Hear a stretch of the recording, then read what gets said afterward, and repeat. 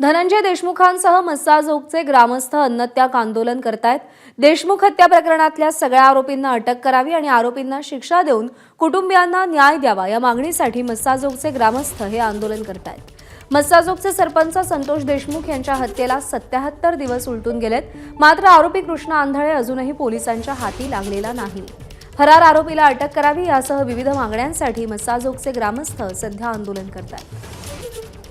कृष्णा आंधळेच्या अटकेची मागणी जोर धरतीये। 77 दिवस उलटून गेलेत, पण तरीही अजून कृष्णा आंधळे हाती लागलेला नाहीये। दरम्यान या पार्श्वभूमीवर देशमुख कुटुंबियांशी आमच्या प्रतिनिधींनी संवाद साधलाय, आपण पाहूया। संतोष देशमुख यांची हत्या होऊन 77 दिवस झाले। या 77 दिवसामध्ये हा तपास सुरुवातीला CID, त्यानंतर SIT आणि अगदी ज्युडिशियल कमिटीकडून सुद्धा चालू आहे।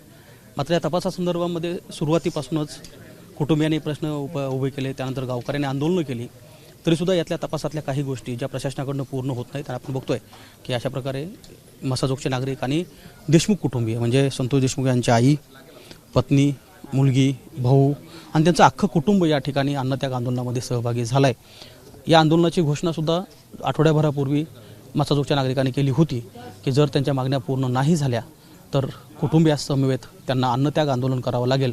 आणि ज्या अन्नत्याग आंदोलनाला आता सुरुवात झाली आहे। मस्साजोगचे नागरिक, त्यात आपण बघतोय की महिला आहेत, पुरुष आहेत, लहान मुलंसुद्धा यात सहभागी झाल्यात आणि या आंदोलनाचं टोकाचं पाऊल आज नागरिकांनी उचललेलं आपल्याला पाहायला मिळतं आहे। काय नेमकी भूमिका होती? धनंजय देशमुख माझ्यासोबत आहेत, संतोष देशमुख यांचे भाऊ आहेत। खरं तर ही वेळ आपल्या कुटुंबावरती किंबहुना गावावरती येऊ नये असाच प्रयत्न सगळ्यांचा होता, पण मग काय झालं नेमकं? प्रशासन आपलं समाधान करू शकलं? ज्या आपण मागण्या ठेवल्या होत्या त्या मागण्यासंदर्भात प्रशासन सकारात्मक होतं? अशा मागण्यांचं तर आपण समजा SP साहेबांना आणि प्रशासनाला बोलणार आहोत, पण दुर्दैव एका गोष्टीचं वाटलं। स्थानिक पोलीस प्रशासनानं ज्यावेळेस हा तपास CIDकडे दिला त्याच्यानंतर याच्यामध्ये कुठलंही सहकार्य CIDला त्यांनी केलेलं दिसत नाही, किंवा देशमुख कुटुंबियाला किंवा CIDला कसे चांगले पुरावे देता येतील या संदर्भात कुठलाही प्रयत्न केला नाही। हात वर केले, झटकले आणि आमचा तपास झाला, आम्ही CIDकडे दिला एवढं सांगून मोकळे झाले।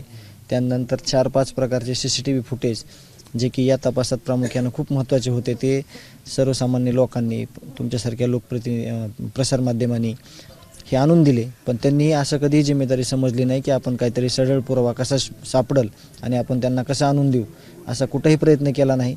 आणि ह्या सगळ्या चुका जसं की 6 तारखेला घटना घडल्यावर अॅट्रॉसिटी जर घेतली असती PI साहेबांनी तर माझा भाऊ आज जिवंत असता, तो आज आमच्या गावात असता। तर हीच गोष्ट पुन्हा सिद्ध कशी केली त्यांना की ही घटना घडलेली आहे, CCTVमध्ये आहे, हीच घटना घडलेली 12 तारखेला ह्याचा FIR केला आहे। म्हणजे चूक केली तुम्ही आणि तुम्हीच सांगितलं की ही चूक होती, आम्ही त्याच्यावर केस केली किंवा त्याच्यावर FIR दिला, पण कधी केला? आमचा भाऊ ज्यावेळेस या आयुष्यात राहिला नाही त्यावेळेस केला, त्याच्यामुळे त्याचा आम्हाला आत्ता तरी काहीच उपयोग नाही, किंवा तुम्ही या तपासामध्ये एकही पुरावा देऊ शकलेले नाहीत। किंवा अजून दुर्दैव असं वाटतंय की आम्हाला देशमुख कुटुंबियाला त्या लोकांनी अजून साधं कधी चर्चा पण केली नाही की ही कशामुळे घटना घडली, चूक झाली तर सांगणं सुद्धा त्यांचं काम होतं की आमच्याकडून ही चूक झाली, आम्ही त्यांना समजण्यात चुकीचं ठरलो किंवा काय, असं कुठलीही आम्हाला बातचीत त्यांची झाली नाही।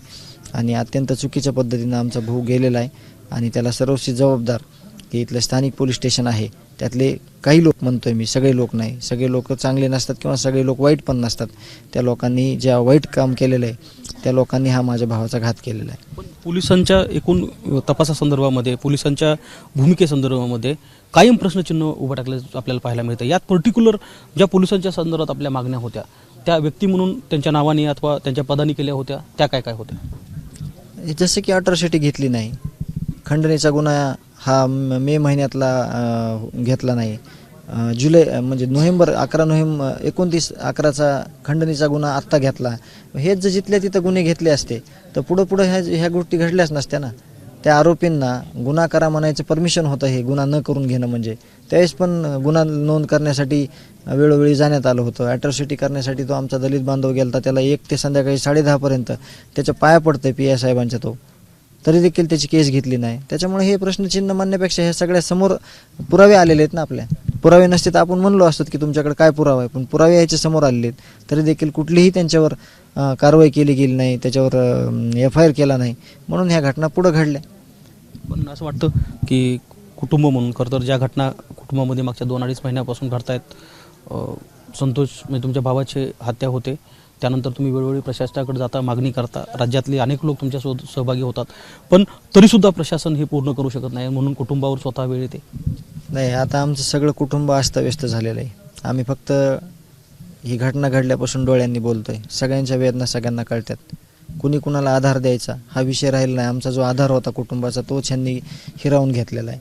त्याच्यामुळं जे काही प्रशासन आहे, प्रशासनामध्ये मुख्यमंत्री साहेबांना जरी आदेश दिला, SP साहेब बदलले, त्यांचं काम चांगलं आहे, त्यांना सहकार्य करणारे कोण लोक आहेत त्यांना देखील प्रामाणिक भावनेनं काम केलं पाहिजे, करावं लागेल त्यांना, तरच खऱ्या अर्थानं हे सगळ्या अधिकाऱ्यांच्या बदल्या झालेल्या असतील किंवा नवीन अधिकारी आले असतील त्याला खऱ्या रूपानं काम करायला याच्यामध्ये उत्साह येईल किंवा ह्याच्यात चोख काम केलं जाईल.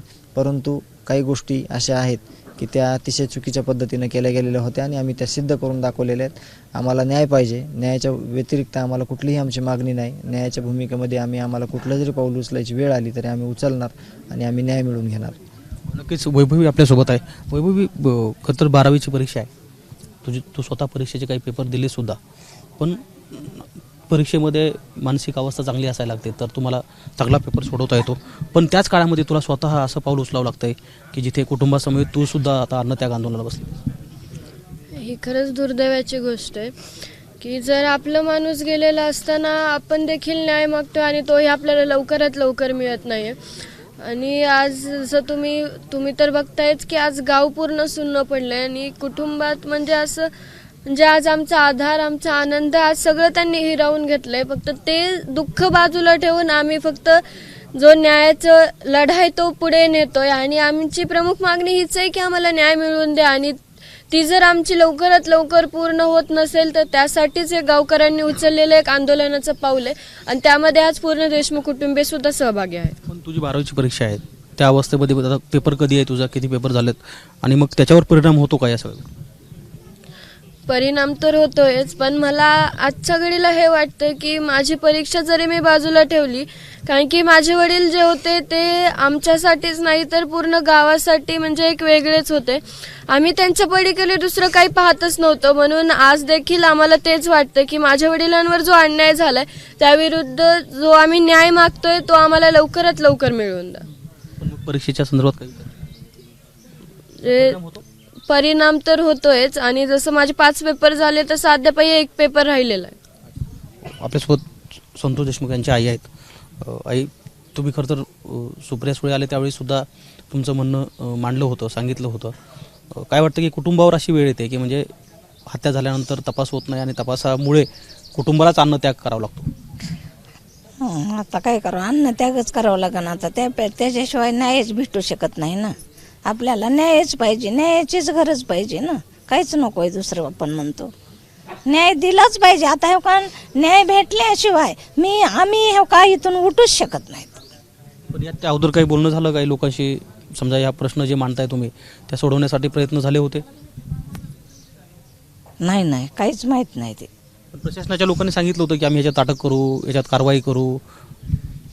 काय कारवाई करू आता? ते हो का बाहेरचं कधी पण ते आता कुणाच्या बी ह्याच्यात जात होता, सहभागी होत होता, त्याच्यामुळं असं काहीच वाटलं नाही. आपल्याला माहीतच नाही झालं. घरी ही पण सून लातूरला होती, त्याच्यामुळे आता थोडं काय फार झालं असं वाटलं मला. असं काय माहीत आहे, काहीच नाही. बघा आता का आम्हाला न्याय पाहिजे, आरोपी सगळे अटक पाहिजेत, त्याच्याशिवाय आता हे का नाही तर आम्ही पण जगण्यात काहीच अर्थ नाही. आमचं कुटुंब सगळं संपवून द्या. आमचं गाव पण संपायलाच बसलंय. गावाचं पण सगळंच गेलंय. आता गाव कशाला, गावाला तर काय करायचंय? गावाला पण विचारणार, पुसणार, सगळं करणार माणूस गेलं तर गावाचं तर काय करायचंय?